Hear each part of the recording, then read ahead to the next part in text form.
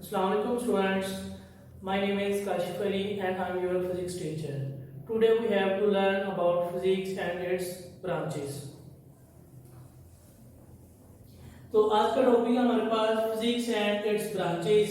तो सबसे पहले हम फिजिक्स की डेफिनेशन देखते हैं कि व्हाट इज फिजिक्स। इस सब्जेक्ट में हमने क्या क्या स्टडी करना है।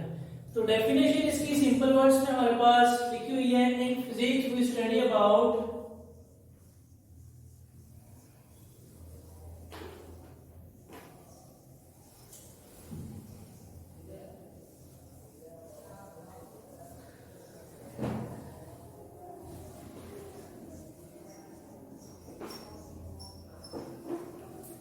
In physics, we study about matter, energy, and their interactions. Interactions को हम relationship भी कह सकते हैं यहाँ पे कि हमने मैटर और एनर्जी का आपस में रिलेशनशिप स्टडी करना है। मैटर की स्टेट्स पढ़ी हैं, सॉलिड, लिक्विड एंड गैस। आपको पता है मैटर को हम हीट अप करते हैं, बर्न करते हैं, तो मैटर किस फॉर्म में कन्वर्ट होता है? एनर्जी में। तो ये सब कुछ हमने इसमें स्टडी करना है, मैटर, एनर्जी और इनके आपस में रिलेशनशिप्स। तो ये हमारे पास फिजिक्स की सिंपल डेफिनेशन। कहते हैं physics and its principle help us to understand nature. Physics और इसके प्रिंसिपल्स हमें नेचर को अंडरस्टैंड करने में हेल्प करते हैं। उसके बाद हम देखते हैं साइंस की डेफिनेशन कि व्हाट इज साइंस। तो साइंस क्या डेफिनेशन हमारे पास? The knowledge gain through observations and experimentation. ऐसा नॉलेज जो हम गेन कर रहे हैं थ्रू ऑब्जर्वेशंस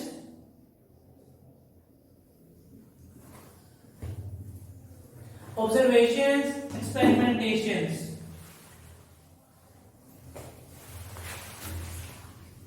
इनके थ्रू जो नॉलेज गेन कर रहे होती हैं, it's all about science. Daily life में अपनी सराउंडिंग्स में क्या चीजें हम जो ऑब्जर्व कर रहे हैं, जो हम देख रहे हैं और जो प्रोसेस कंटिन्यू चल रहे हैं और जो एक्सपेरिमेंट हम कर रहे होते हैं, डिफरेंट एक्सपेरिमेंट जितने भी हम परफॉर्म करेंगे उनसे जो कंक्लूजन निकलेंगे, जो रिजल्ट्स होंगे हमारे पास, वो क्या होता है हमारे पास? It's all about science. कि इन एक्सपेरिमेंटेशन नॉलेज के ऑब्जर्वेशंस के थ्रू जो नॉलेज हम गेन करते हैं उसको हम क्या कहते हैं? साइंस। और इसमें कहते हैं word science is derived from Latin word scientia. कि साइंस का जो वर्ड है कहां से डिराइव किया गया है?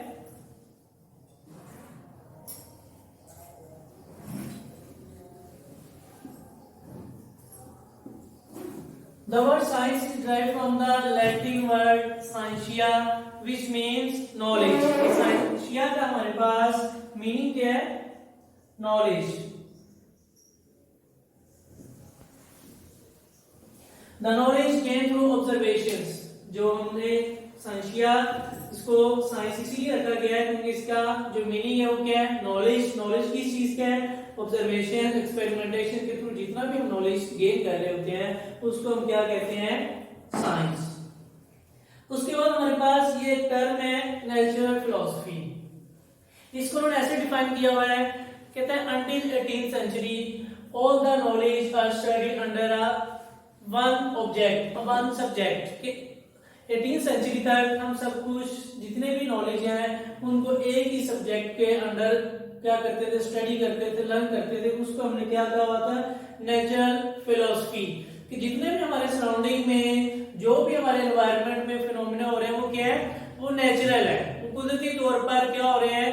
चल रहे हैं सारे प्रोसेस। इसलिए उनको 18th सेंचुरी तक, जब तक हमारा नॉलेज इतना शोर था, बहुत ज्यादा क्या हुआ था? वाइड नॉलेज नहीं हुआ था, तो हमने उनको एक ही सब्जेक्ट का हुआ था नेचुरल फिलॉसफी।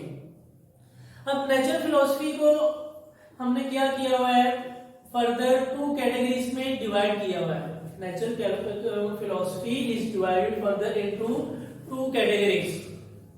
ये कैटेगरीज है हमारे पास, one is the physical sciences and one is the biological sciences. Physical sciences में क्या करते हैं हम?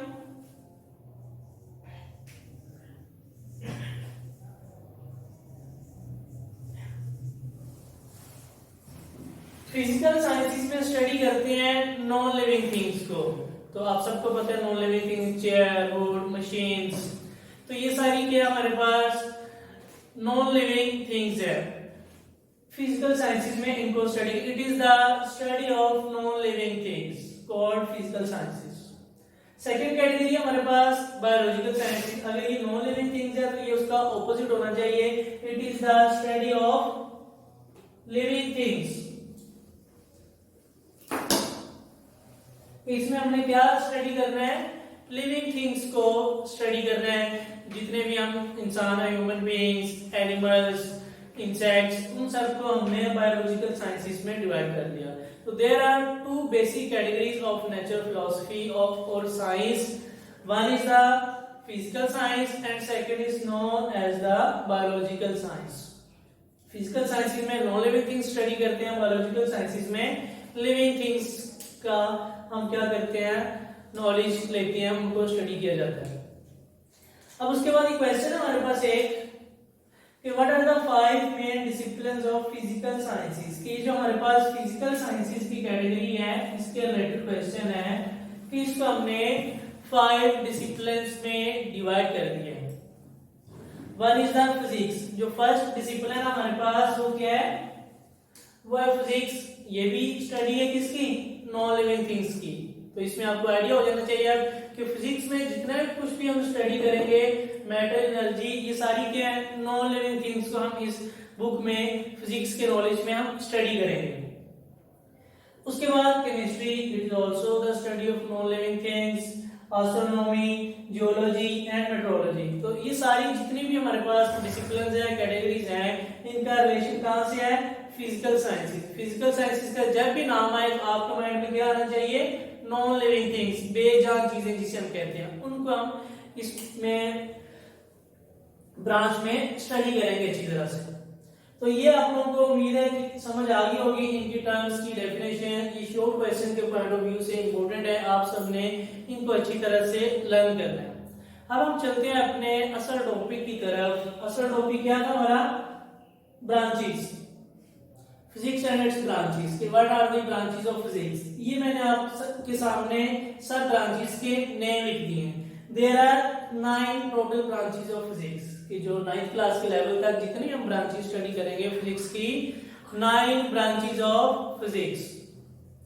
फर्स्ट जो ब्रांच है उसको अब हम देख लेते हैं, पहले इनकी नेम एक बार देख लेते हैं। Mechanics, heat, light, sound, electricity and magnetism, atomic physics, nuclear physics, plasma physics and geophysics. ये सारी हमारे पास फिजिक्स की ब्रांचेस है। अब हम वन बाय वन इनकी डेफिनेशन स्टडी करते हैं कि मैकेनिक्स में हमने किस चीज को स्टडी करना है। तो मैकेनिक्स में हम स्टडी करते हैं, it is the study of motion of objects, it's causes and effects. Mechanics में क्या स्टडी करते हैं, it is the study of motion of objects, it's causes and effects.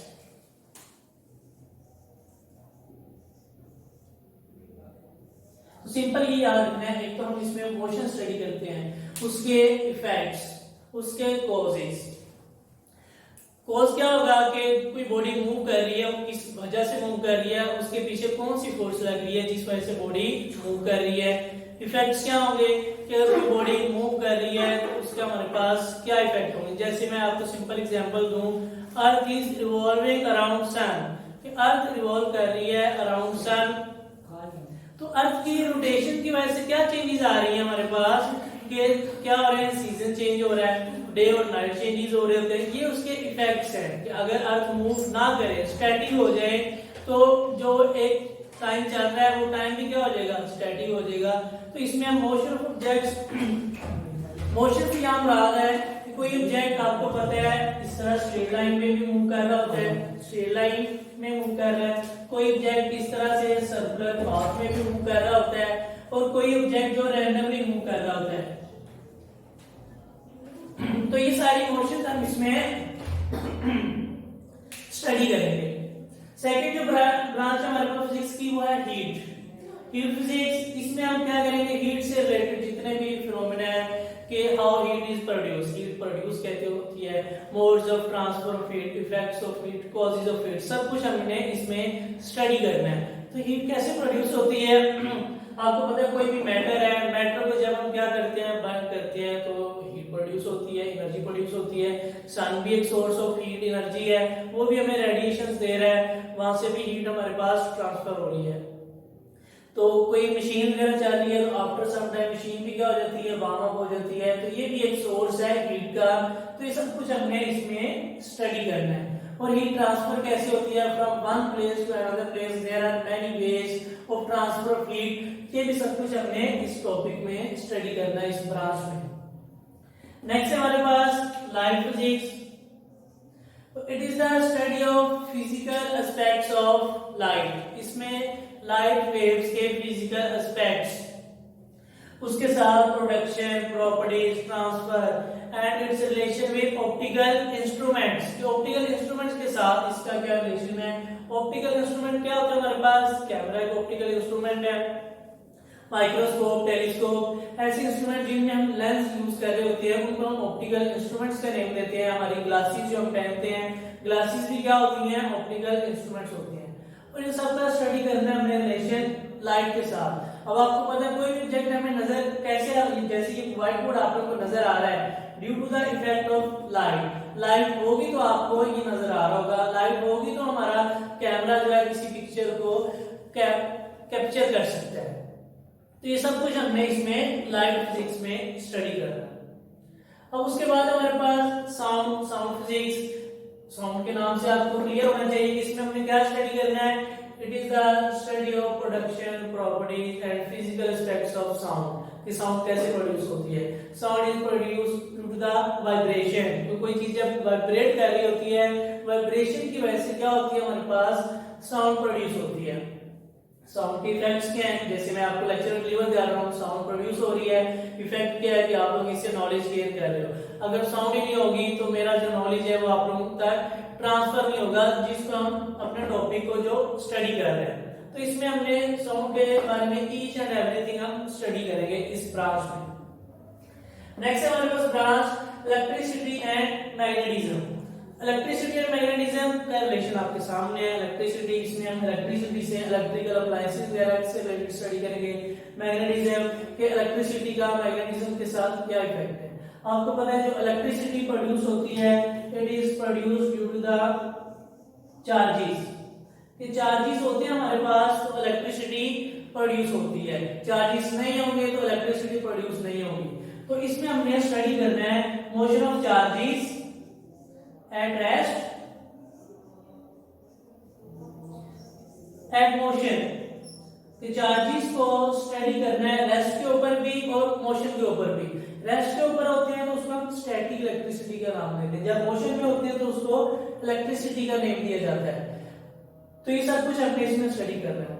और दूसरा हम इसके साथ इसका रिलेशनशिप स्टडी करना है, रिलेशनशिप विद मैग्नेटिज्म, कि इन चार्जेस का या इलेक्ट्रिसिटी का हमारे पास क्या आपस में क्या रिलेशन बनता है। ये सब कुछ हमने इस ब्रांच में स्टडी करना है। आपने अक्सर ये नोटिस किया होगा कि जो टीवी चार्जर, आपको पता है इलेक्ट्रिसिटी हम प्रोवाइड कर रहे हैं, इलेक्ट्रॉन्स उसको प्रोवाइड कर रहे हैं, तो टीवी चार्जर और हमें जो है पिक्चर क्या हो रही है, डिस्प्ले हो रही है। जब हम उसके करीब कोई मैग्नेट लेके आएंगे, जब स्क्रीन के करीब जब हम मैग्नेट लेके आते हैं, कोई भी मैग्नेट, ये मैग्नेट है हमारे पास नॉर्थ और साउथ पोल, उसको करीब लेके आते हैं तो उसकी जो स्क्रीन होती है उसमें क्या होता है, डिस्टॉर्शन, कि पिक्चर क्लियर नहीं आती, उसके सिग्नल क्या हो जाते हैं, ड्रॉप हो जाते हैं ड्यू टू मैग्नेट। इसका मतलब इलेक्ट्रिसिटी का या चार्जेस का मैग्नेटिज्म के साथ कोई ना कोई इफेक्ट है, कोई ना कोई रिलेशन है। तो ये सब कुछ हमने इसमें स्टडी करना है इलेक्ट्रिसिटी एंड मैग्नेटिज्म के अंदर। ओके, नेक्स्ट हमारे पास branch number 6 atomic physics. Atomic physics से related it is the study of atoms. Atomic physics से आपको नाम से क्लियर होना चाहिए इसमें क्या चीजें स्टडी करनी है, हमने एटम को स्टडी करना है। जैसे हाइड्रोजन हो गया, हीलियम हो गया, ऑक्सीजन हो गया हमारे पास, नाइट्रोजन, तो ये सारे क्या हमारे पास एलिमेंट्स हैं, एटम्स की फॉर्म में ये कंपोज होते हैं। तो एटॉमिक फिजिक्स में हमने इनके एटम्स को स्टडी करना है कि हाइड्रोजन एटम की क्या प्रॉपर्टीज है, हीलियम की, ऑक्सीजन गैस की, नाइट्रोजन गैस की, ये सब कुछ हमने एटॉमिक फिजिक्स में स्टडी करेंगे। तो it is the study of atoms, atomic physics. Okay, next है हमारे पास न्यूक्लियर फिजिक्स। न्यूक्लियर फिजिक्स को हम देखते हैं। अब आपको पता है जो एटम है, atom is consist of protons, neutrons और इलेक्ट्रॉन्स। तो एटम हमारे पास हाइड्रोजन एटम की अगर हम एग्जांपल लें तो ये उसके सेंट्रल जो पार्ट होते हैं ना, ये उसके शेल है। आपको पता है उसके सेंटर में क्या होता है, न्यूक्लियस। हाइड्रोजन के जो एटम है उसके सेंटर में क्या होता है, nucleus, which consist of neutrons and protons. और उसके साथ शेल्स में क्या चीज रिवॉल्व कर रही होती है, इलेक्ट्रॉन्स रिवॉल्व कर रहे होते हैं।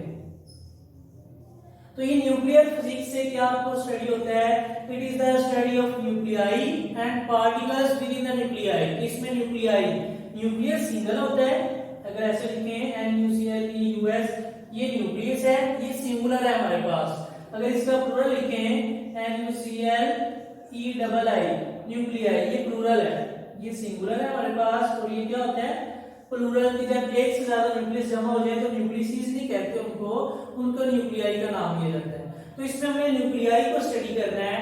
और क्या स्टडी करना है, particles with in the nuclei. Nucleus के अंदर क्या चीजें हैं, न्यूट्रॉन्स, प्रोटॉन्स, इन सबको हम स्टडी करेंगे इस ब्रांच के अंदर, जिसको हमने नाम दिया हुआ है न्यूक्लियर फिजिक्स का। ओके, नेक्स्ट है branch number 8, plasma physics. Plasma physics, it is the production properties of ions and ionic state of matter. This is also called fourth state of matter. अब तक आप लोगों ने जो इसकी स्टेट्स पढ़ी थी मैटर की, आप लोगों ने इसकी 3 स्टेट्स पढ़ी थी। मैटर की आपने 3 स्टेट्स पढ़ी थी, कौन कौन सी थी, सॉलिड, लिक्विड, गैस। अब जो ये 3 स्टेट्स ऑफ मैटर थी, अब जो फोर्थ स्टेट ऑफ मैटर है हमारे पास, it is called plasma. Fourth state of matter is called plasma, जिसमें हम आयंस को स्टडी करते हैं। सिंपल अगर मैं एग्जांपल दूं, सॉलिड है हमारे पास, आइस, वाटर की एग्जांपल दूं तो किस फॉर्म में होती है, आइस सॉलिड फॉर्म में होती है। उस आइस को जब हम हीट अप देते हैं, हीट एनर्जी प्रोवाइड करते हैं, तो आइस किसमें कन्वर्ट हो जाती है, वाटर में, जो कि लिक्विड होता है। तो सॉलिड के स्टेट में कन्वर्ट हो गया हमारे पास लिक्विड में। अब लिक्विड को जब हम फर्दर हीट अप करते हैं, बर्नर के ऊपर रखते हैं, चूल्हे के ऊपर, तो वो लिक्विड किसमें कन्वर्ट होता है, गैस में। कि वाटर क्या हो जाते हैं, उसके वेपर्स बन जाते हैं, इवेपोरेट होना स्टार्ट हो जाता है हमारे पास। अब जब गैस को हम किसी सिलेंडर में कंपोज कर लेते हैं, अगर हाइड्रोजन गैस है या ऑक्सीजन गैस, उसको कहते हैं जब हम फर्दर हीट अप करते हैं तो उसके जो आयंस हैं वो ब्रेक हो जाते हैं। पॉजिटिव आयंस डिफरेंट हो जाते हैं, सेपरेट हो जाते हैं, और नेगेटिव आयंस सेपरेट हो जाते हैं। तो क्या होते हैं इसमें, वो फिर एक नई स्टेट बन जाती है जिसमें आयंस क्या हो जाते हैं, सेपरेट हो जाते हैं। This is called plasma. फिर गैस जब फर्दर हीट अप के बाद आयंस में कन्वर्ट हो जाती है, positive ions, negative ions, this is called plasma and it is called fourth state of matter. उसके बाद हमारे पास next branch number 9, geophysics. It is the study of internal structure of earth. क्योंकि physics है, physics में हमने सारी branches को स्टडी ही करना है। जियो का यहाँ पे मतलब होता है, जियो मीन्स अर्थ,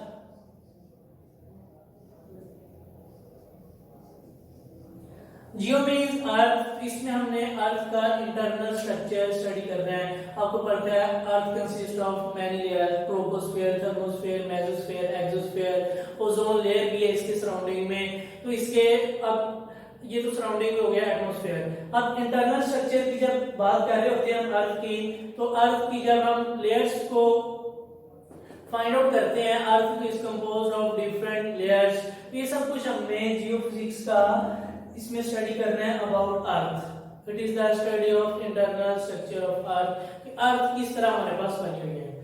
तो ओके स्टूडेंट्स, ये था हमारे पास आज का topic physics and its branches, जिसमें हमने फिजिक्स की डेफिनेशन और इसकी ब्रांचेस को डिटेल से डिस्कस किया है। तो शॉर्ट क्वेश्चन में भी ब्रांचेस का क्वेश्चन आता है और लॉन्ग क्वेश्चन में भी क्वेश्चन पूछा जाता है कि explain the different branches of physics. तो फिर आपने सारे ब्रांचेस के नेम विद डेफिनेशंस आपने एक्सप्लेन कर देना। और उससे रिलेटेड हमने डिफरेंट टर्म्स भी पढ़ी हैं। तो ये भी हमारे पास शॉर्ट क्वेश्चन है, what is science, what is natural philosophy, what are the categories of natural philosophy, physical sciences and biological sciences. फिर फिजिकल साइंसेस का हमने फर्दर एक क्वेश्चन बना के स्टडी किया है कि what are the 5 main disciplines of physical sciences. ये 5 मेन डिसिप्लिन्स हैं, physics, chemistry, astronomy, geology and metrology. उम्मीद है आप लोगों को आज का टॉपिक समझ आया होगा। अगर फिर भी आप में से किसी स्टूडेंट को कोई कंफ्यूजन है, आप लोग क्वेश्चन पूछ सकते हैं कमेंट सेक्शन में। आप लोग इसके बारे में रिव्यू लाजमी दीजिएगा नेक्स्ट लेक्चर के लिए। तब तक के लिए अल्लाह हाफिज।